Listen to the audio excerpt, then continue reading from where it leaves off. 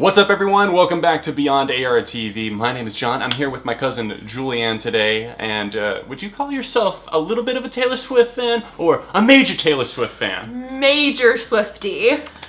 Today we're going to be going through some talking points. My other cousin Jenna is here in the building today. She's going to be acting as a moderator for a little debate that we're going to be having. We've got a handful of topics and questions that we want to cover. Some of you guys asked on Twitter. I'm going to give credit up on screen for the screenshots that I do have for those questions. So I hope you enjoyed this video. Regardless of what side that you're on, regardless on if you're more of the critical side or the Swiftie side, you can vote in the comments. Let us know who you think won each round down below. Other than that, let's kick it over to our moderator. All right, y'all, we are going to have a good, clean debate tonight. I guess. We'll see. Yeah, we'll see. Okay. Is the evolution and change in Taylor's sound natural or catered to following trends? That's an interesting question, but I'm going to let my guests take that one first. I mean, I think she has to somewhat go with the trends. I mean, she wants to sell records to the masses. But it's natural in the way that I think she's kind of going through certain phases and she's matching the sounds and the styles of her music to the place she is in life. Like right now, she hasn't had a super happy, sunshiny past couple of years, so it's not gonna sound like Shake It Off. She's salty. Well, wasn't she salty on Shake It Off, though? I don't think that Taylor's ever had a couple of years that weren't like just the best thing ever, you know? The majority of her music is derived from a place of sadness and like breakups, or else maybe somebody got screwed over or whatever it might be. I don't think it comes from that point of view normally. Right, but I think, the first couple of years, you can shake it off when people are being mean to you, but over time, that's gonna be a little bit more difficult to do, and you're kind of gonna say to yourself, you know what, I'm actually getting really irritated by this, and that's what I wanna express in my music. So, as far as do you think that the sound change is actually what she wants to do, though? Do you think that she actually wants to be sampling "I'm Too Sexy for My Shirt" in a new song? Do you think that that's really, do you think that she's not following a trend there by the way that the musicality of the track is more minimalistic? It's more like a trap and hip hop vibe. I do not think that was "I'm Too Sexy for My Shirt." It actually is. They're credited as songwriters. Okay, but it sounds like a song from Mean Girls that's in the soundtrack to Mean Girls. I'm not even joking because I did a dance to it for my dance concert in high school. I immediately heard it. Like if you go to Mean Girls and you hear, I think it's the house party scene in it, but it's that song, and that's what Taylor was sampling, and I was like, God, that's so genius because all these mean girls. It's not that though. It's it's literally credited. They're credited. Right Said Fred is the name of the band that did "I'm Too Sexy for My Shirt," and they are credited as songwriters there. But what I was getting at, my point with the whole point of obviously following trends or else doing her own thing, do you not think that Taylor Swift, as popular as she is, should be setting her own trends? Do you not think that she's so popular that she could start trends rather than hopping on board with others? That she's not going to when her full album is released. We have two songs, people. And from that, I guess it is hard to judge an entire record, but I still feel like with her last album, 1989, I mean, as much as I love that album, you know that we both pretty much agree on that album as a whole in terms of enjoying the music. I think that still that whole 80s sound was popular, like stuff sounding like 80s music, you know? Right, and that was kind of following that trend. Yeah. Do you not think that she's a bit above that? Do you think that she could, maybe even with her next record, actually start her own trend? I mean, I don't doubt it, but I'm not... The vibe she's going for right now, I'll be honest, I don't know a whole lot about that style of music, so I wouldn't know how she would make that more unique. And I also don't really know what she's going for because she's kind of rapping in the latest track. I mean, when I heard 1989, I feel like I had to hear that whole album to say, this really is that synthetic, 80s pop vibe that she said she was going for. When I heard just Shake It Off, I didn't think that. I wouldn't have told you that I thought that was the vibe that was going to come from that album. Right, so you would agree with me whenever I've said in the past that kind of she does a bad job sometimes at putting out lead singles that represent her album. Sometimes they're a bit misleading. Oh yeah, I mean, I don't think Taylor ever puts out her first single never is representative of the entire album. I don't think that that's a new thing at all. I think that a lot of her songs that she releases as singles in general are more of like the fluff songs. Discuss the Ticketmaster verified fan program that encourages fans to spend money in order to have a chance in getting concert tickets. All right, I'm going to take the lead on this one because I guess I have a little bit of a strong point of view on it. The whole verified fan thing, I don't know how familiar you are with it. Verified fan. You're a verified, of course you are. Of course you are. Or I'm in the drawing or whatever you want to call it. Right, so basically you're waiting to see if you get tickets, yes, right? Right. And you know that along with this program, Taylor is basically getting as much money out of her fans as possible. Just basically sitting there milking it for as much as she can get. She's selling snake rings. She's selling snake hoodies. What do you think about just for somebody to have a chance at getting tickets that they more than likely, they don't have to buy something, but encouraging people to spend basically a lot of money to even get a shot at already expensive concert tickets? Do you think that's fair? I think it's smart. And I think if anyone else had the opportunity to do that, they would. Do you not think that she has enough money already?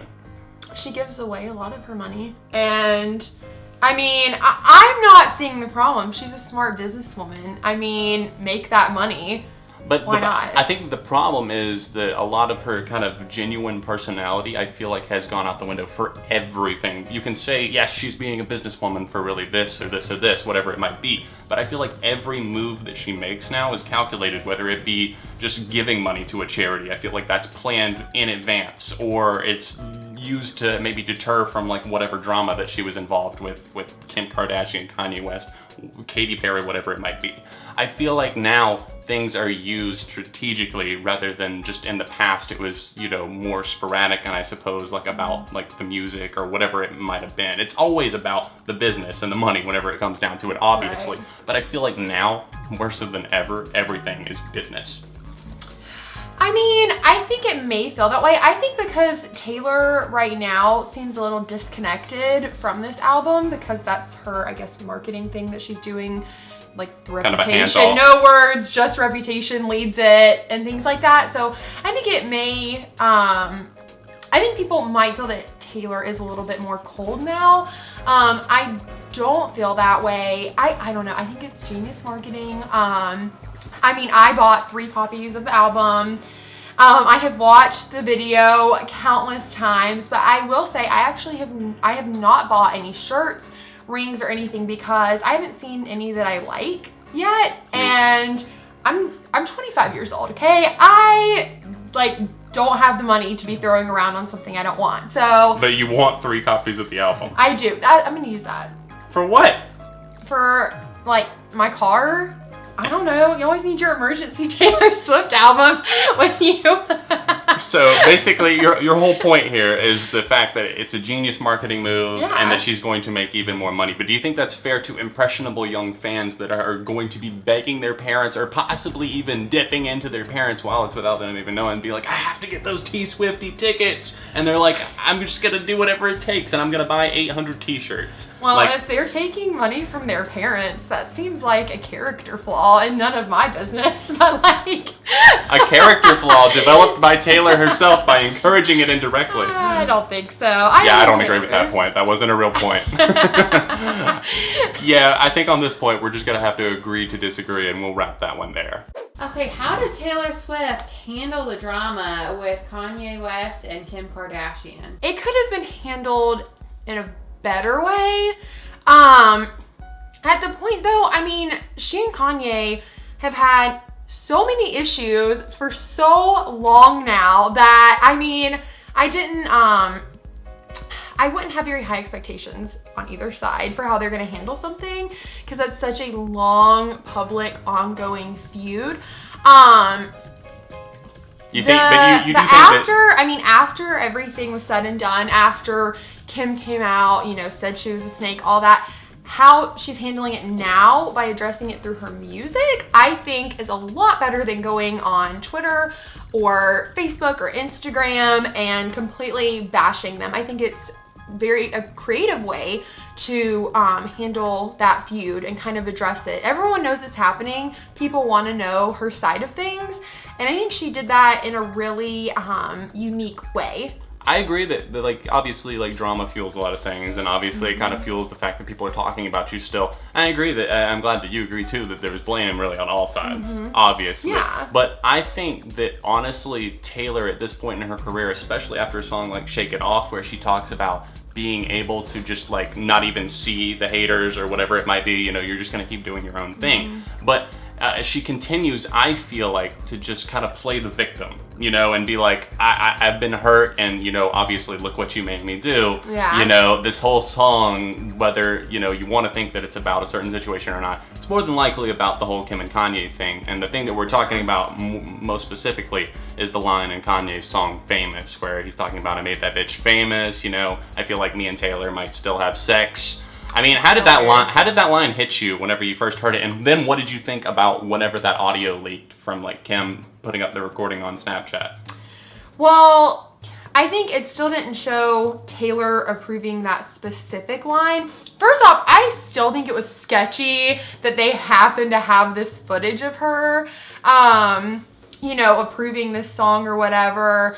I don't know, like, it's so hard for me with this because I really have been a Kardashian fan in the past, but this seemed more shady on their side of things to me personally. I think that it was a bad decision to release it publicly. I think like that for the recording. I don't think it's a bad idea I don't think it's necessarily suspicious to have the recording because, you know, it's 2017 or 2016 or whenever it took place. You know, everybody is keeping a log of things just in case. Like, what if something goes wrong? I still kind of think it was handled poorly in the sense that she can't seem to get past it, and she just wants to, like, continue talking about it. Not that Kanye doesn't, but I kind of think that they're both being still to this day kind of childish. Yeah, I mean, I think that that's true. I don't know. I just think that she's had so much drama with him. I mean, gosh, I would be salty. I am thinking of this in a way of if I were Taylor.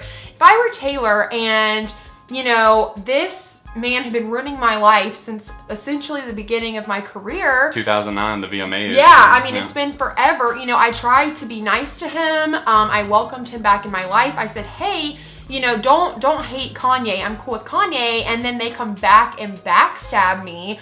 I mean, I would be salty. I would, and I would not be able to shake that off. I think I would lose some sleep at night. I'd say, why? The whole internet is bashing me. I feel misrepresented. And I'm not gonna shake it off. I can't shake this off. I mean, who could? Who could do that when you have like millions of people hating on you?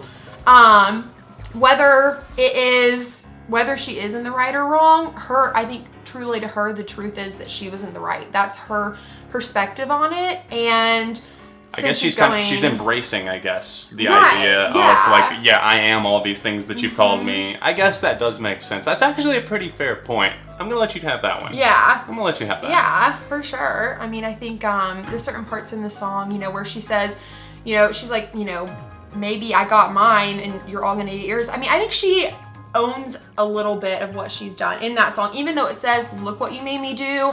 I still think it's shifting blame, though. I feel like the whole song is like kind of pinning it off, like, "Hey, there's a there's a reason that made me do this. It wasn't my fault. I'm not going to accept any blame for this. I'm going to push it all over to something else." And I think that's the thing that rubs me and I think a lot of other fans the wrong way about it. Well, but you know, I think maybe she would not have done something like this if Kim had not released that clip on Keeping Up with the Kardashians. So maybe she's saying, hey, I really didn't want to have to write this song. Maybe I could have let it go. But look what you made me do. Look what you made me do, because you won't let it go. Kim Kardashian, Kanye West. Is playing the victim still an acceptable excuse for the drama Taylor's been involved with? Or is she just running on fumes when it comes to her credibility? Well, that kind of leans back into what we were just talking about on the last song. We were talking about how Taylor was kind of still playing the victim, I feel like, on Look What You Made Me Do. And I feel like that she was kind of pushing that idea of shifting blame. And I think that that's been something that, even though you know, and you can vouch for the fact that I've enjoyed the majority of T Swift's music. You have. Yeah, I have, and I'm very familiar with her music, and obviously her life as she's like kind of grown into musical fame and that sort of thing. But I feel like she's always had this thing of like, I was the one that was attacked, or I was the one that was hurt. And then you look at some of these people that, yeah, definitely probably had plenty of blame in a relationship for these songs that she would write about, but she puts out like these kind of explicit details about things that just kind of like talk about things, and you could argue like, yeah, they shouldn't have done that, and then maybe it wouldn't have gotten talked about. But at the same time, the other person's not writing songs about her, like at least not so explicitly. So like take the John Mayer situation, for example. I'm sure you remember that song. Oh yeah. The song Dear John from Speak Now. That song, she's basically talking about, like all these things, like basically that he kind of took advantage of her being young and impressionable, and then John Mayer is kind of blindsided by that, and like doesn't even get told that a song's being written, which I guess if you're dating Taylor, you should probably assume, but it was still early in her career, so I don't know. I just feel like some of those things where it would always come out on tape, and I feel like she would kind of play the victim a little bit, like kind of play it up so that like people would feel like she was kind of this innocent, hurt girl that needed to be looked at in like a caring way, like, oh, she's okay, it's okay, Taylor, we're there for you because you're just a sweet, fragile, innocent little musician. But like, she is the victim. I don't know. People really like to go after Taylor, I think. Well, because she writes her truths, and I mean, even in recent like years, she doesn't even necessarily name who the song is about. Like, but that's what kills me, is like she doesn't sit there and say, oh, this is about so and so, this is about so and so. She's kind of like, it's up to interpretation. I mean, but it's also always been like 2 years in between albums, and who she's dated during that time period, so that for like Out of the Woods is about Harry Styles. Like, who doesn't know that song's about Harry Styles? But like, what are you supposed to, like, how can she win that if she's gonna write I'm not saying that about her life, and like people are gonna follow her and stalk her and trying to figure out who she's currently dating? How would we expect her? I mean, she wouldn't be able to write about her own life. Right, I'm not expecting her to not write about those things. It's just the sense that I feel like she plays it up so much that she's like always the one that was like the one that was hurt, and like not that she never did anything wrong, but it's normally like she's obviously the smaller part of the equation. Let me give you a better example. I'll give you an example of when I think she did it right. Back to December on Speak Now was a great song where I feel like she did take a lot of the blame for what was going on. Absolutely. And I think just what's missing is a lot of that, because I feel like that's a very, very genuine song. I feel like I think that's one of her best songs that she's ever done, and I think that the reason that so many people connect with it is because they can sense the fact that she's taking some of the blame, even though she knows that this relationship fell apart because there were, blame on both sides. I think that she's definitely taking her part there, and I think that my biggest problem is the fact that she does kind of play it up, not just with that, but I think with the media in general, she kind of plays the victim, and it's kind of like you sign up for that one. I know she's like the biggest star in the world or whatever, and I know that you can have the most fragile spirit in the world, but at the same time, you go into this and you keep getting bigger and bigger and bigger, and like the way that you're marketing yourself and stuff like that, that you're kind of asking for it to get piled on as you get bigger and bigger, and you make the choice to go on social media, make the choice to hang out with these people and this entourage, so obviously there's going to be drama involved with that, and whenever you continue to play the victim, each time people start to believe you, I feel like, less and less, But I mean, I don't know. I feel like she really gets grilled hard about who she's dating. But what celebrity doesn't, though? What celebrity doesn't get grilled about? I feel like it's a little excessive. I mean, That's because you follow her so closely, though, is that you know that she gets grilled. Everywhere, though. I mean, if you look, like, tabloids, like anything, I mean, it's all Taylor all the time. She's been a joke for so many comedians, like, over her relationships. She talked about that last album, how she felt like she was being slut shamed. And like, there are other artists, I'm gonna say an artist name, I don't think that she is nearly as amazing as Taylor. Katy Perry. I knew that was coming. But like, she's a pop star, everyone is very well aware of who she is, but I don't ever see her relationships getting blown up in the way that Taylor's do. Now, I think you can argue that Taylor makes you feel I think her songs are more intimate because she truly writes her own music.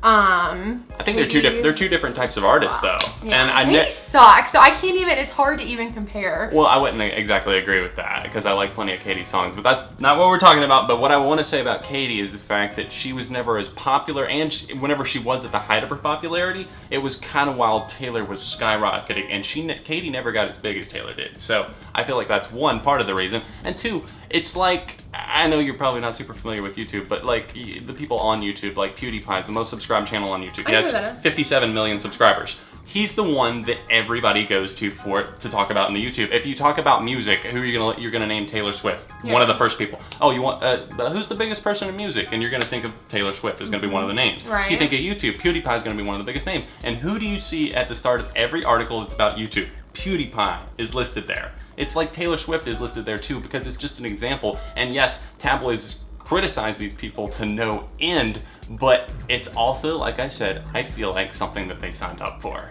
Is Taylor fake, whether it be interactions with fans, the media, or even her entourage of friends?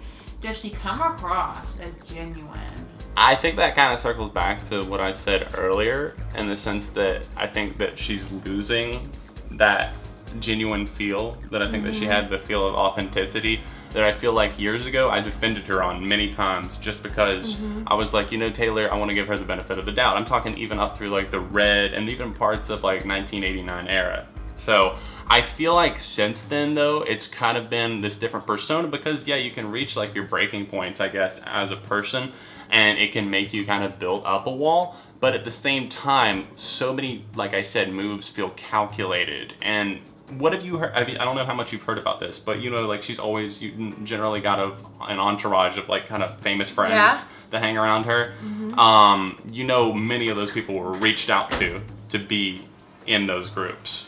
Like that's not just something that necessarily happened. It would be like planned for them to get together. I think she met a lot of them at the Victoria's Secret fashion show. I agree. She sang 2 years in a row. Right, but I'm talking not necessarily them, because I know that group of friends, but also like people in the music community, people like Lorde or the band Haim, people that would hang around her a lot. And a lot of that was set up in advance. And there's been like an interview with the actress Chloe Grace Moretz from movies like Kick-Ass, and I think that she was in something else recently. But she was reached out to be a part of Taylor Swift's entourage clique, whatever you want to call it, and she declined. And she talked about that in an interview, how they basically, in more or less words, said, like, we want you to like start being like photographed with Taylor, seen with her, and that sort of thing. Don't you think that comes off a little bit fake whenever you're like basically not hiring friends, but basically saying like, I want to be seen with you. It would look good for us to be seen together. Like, do you think that kind of takes away from her appeal as a genuine person? See, I don't know enough about that, or like sources, not that I don't trust you, but I haven't really read into that myself. Right, there's always two sides. There's always two sides. There's always two sides. I mean, like, I know people name drop Taylor to get attention for themselves. I don't know, I think it's like a really complex situation. I think she seems more genuine now, how she was at the end of the Look What You Made Me Do video, when she had on her old shirt from the You Belong With Me video, and it had the names of who's in her squad still. Yeah. And I was like, that is genuine. Okay, so it had the names. I didn't even notice that in the video. Yeah. On the shirts, like, did it still have like all her old friends? Like, what was the one, Abigail? It had Abigail. She had like Abigail, Ed, Blake and Ryan, Martha, Lena. My question is, was the singer Lorde on there? Because she was not, and neither was Carly Kloss. Okay, see that's. So I've unfollowed them on Instagram. See, I have your back, Taylor. See, that's what I'm talking about, and that's what I can't get through. Is like, what if you actually enjoyed that person, even though you might have been a fan of that person, not saying that you were, but I feel like that's such a closed-minded like way to like look at it. But like, you know what? Because when I think of Taylor, like, obviously I'm not delusional. Taylor doesn't know me, and we are not friends in real life. But in real life, if all of my friends, like, if that happened to me, like, I would expect my friends to have my back, so I feel that loyalty, like, to Taylor, where I'm like, oh my gosh, these people are being really bad to you. Like, I like really respect you, and therefore I'm not gonna be a fan of these people. Now, the reason I brought up Lorde is because I already knew the answer to that question, because I saw something recently where she wouldn't comment on it, which I respect her for. She wouldn't, you know, obviously interviewers ask those questions because they want the clicks, they want people to talk about it. And Lorde kind of indirectly said that, you know, she like just wasn't spending as much time with Taylor and that sort of thing. But I, as a huge fan of her myself, and as a pretty big fan of Taylor, it's not one of those things where I'd be like, oh, they're not really friends with each other anymore, so like I'm gonna distance myself from their music. I think it's one of those things where, would you respect it if somebody was like, you know, I feel like we're just going in different directions? Like, what if one of your friends said that to you? We're going in different directions, and, you know, like, I just, you know, I think we want different things in our career, and, you know, maybe, you know, it means that we start hanging out less. Would you respect that, or would it be one of those things where you would want to go and somehow get revenge? I think I would respect it, but I haven't seen, I don't think that shirt with the names on it was meant to be vengeful. I think it was more like, hey, this is what's going on now. Here's an update of my life, without me directly coming out and saying it, because the second she would say anything about who she's friends with anymore, everybody's on media storm, twisting words. She knows that now. She knows it. That's why she said, she's not saying anything. It's reputation. But she's giving us, the Swifties, like little hints here and there of what is going on in her life. Be honest, you've been waiting for this for the past like 2 years. Oh my God, I cried. I will like have emotional breakdown when the album drops. I mean, I have been dying. If you go back and look at my old Instagram pictures, like I started making captions of I need new Taylor Swift music to caption this photo. Can I bring that up right now? Your captions are getting to me. She posts a selfie on Instagram and Facebook, and it's like a long lyric from like, look what you made me do. And I was like, what does this have to do with your selfie? Will Taylor's new album, Reputation, be the great defining moment of her career? I'm gonna go ahead because I know that you have such high expectations for this album. What do you think that it's gonna be like? Do you think this is gonna be her big statement, or do you think it's gonna come off a bit like jumpy, like a little all over the place? I think this will be defining if she can make this bigger than 1989, because that was Is that possible though? Is that possible? Well, that was such a big jump from what she'd been doing before, and if her entire album is as different as these like leading singles are, I don't know. I think that would be. I don't know what you think. That's gonna be one of those things where it comes down to the fact of, do you want to like it? Like, do you want to, like, you're gonna go into it with this mindset, like, do I want to like this music or not? Do I want to be open? And I went into it with like wanting to like, because I love 1989. Why would I not want to like her next project? Despite like I knew it had been like a rough few years, everything that's been going on. I expected something different, but I didn't expect something like that. So it's one of those things where I feel like it's gonna be very successful, but I think that this is going to be the part where we start to see things kind of decline. You know what I mean? Like, you see an artist reach their peak. Like, even people like the Beatles, they reached a peak at some point, and you can only get so big, and before people move on, not move on, but like people like find somebody else to skyrocket. I know you're not moving on, but I'm saying that don't, like, I feel like this is going to be her like peak. I think she already hit the peak. I think she's kind of plateaued right here, and I think that after this it's gonna slowly kind of slope off, and I don't think it's ever gonna hit rock bottom. I don't think it's gonna be one of those things. I think it's gonna be one of those things where she kind of slowly slopes off and then hits somewhere in the middle. I think she's gonna go back to old formula Taylor after this. After this, you think this is like a one-off album where she just gets everything out? Yeah, I think that this is where she is really gonna get out, you know, the unique sounds, things that maybe she was scared to do, maybe things people didn't think she should do. And I think she's gonna give herself this tougher, darker image. And when it's all said and done, I think we're gonna get country star Taylor back. Maybe it won't be full-on country music again, but the way that she interacted with her fans and portrayed herself, like, I think we're gonna see that Taylor again after this album. I don't think that can happen until she does like a bit of growing up, honestly. I think that she's gonna go through a stage though once she passes 30 where she's like, wow, I kind of had a rough past few years. I want to calm things down, because as much attention as I may be getting from this, I need to calm down a bit. I don't think that she's ever going to go back to country. I really don't. I think that maybe on future tours sometime, whenever she's in her 30s or 40s, she'll start playing older songs again. But even look at the 1989 version of Love Story. That song is completely different now. You know, she doesn't even want to think of a banjo. And this is probably partially wishful thinking, I think she could go back to something like Red, where she had that really The hybrid in between mix of things. Fun fact, Red is my all-time favorite album. Obsessed. I just, I don't know. I can't agree with that. All Too Well, best Taylor Swift song that's ever been written. No, Out of the Woods. Absolutely. Out of the Woods. No. Quick statement. Do you think the Reputation will be the defining record of her career, or do you think that it's just going to be another entry and that, 1989 was the biggest, or do you think this is going to be the biggest statement? I think it has the potential. Do you think it'll be a best album? I think it really depends. The first two singles are always so different. I don't know what she's gonna give. I just don't know what she's gonna give us. I don't know the sounds or what I can expect, like as far as like the theme of the songs.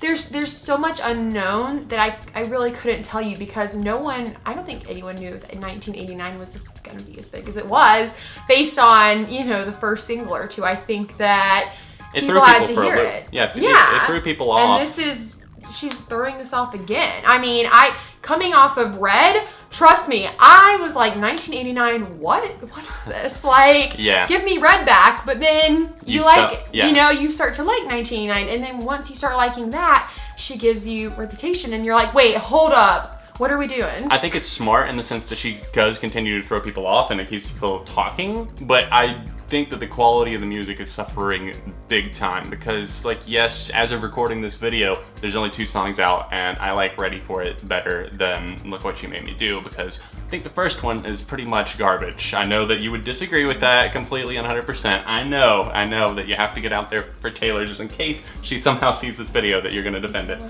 I know.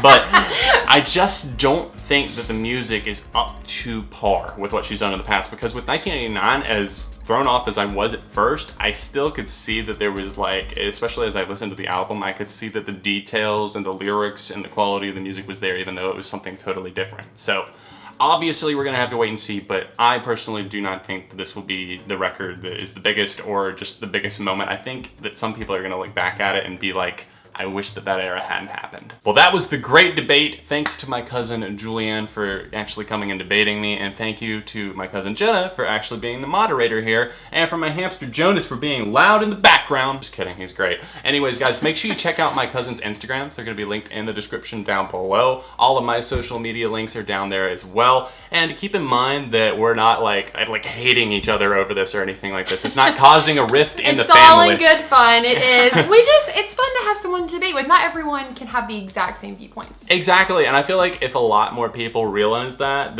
even though we disagree, you don't have to like hate someone over that. Hope you guys enjoyed watching the video today. Make sure to drop a like on it. Check out everything in the description down below, and I'll see you very soon right here for more on Beyond ARTV. It's really hard for me to hold like really serious faces. Can I put the hamster on? Try to get it. No, I will literally punch you in the face. I'm already ready. Try to get it like at my height. Come up just a little bit, like there. Okay. Yeah. All right. It's like a throwback to when y'all used to actually fight. You had to say that right now.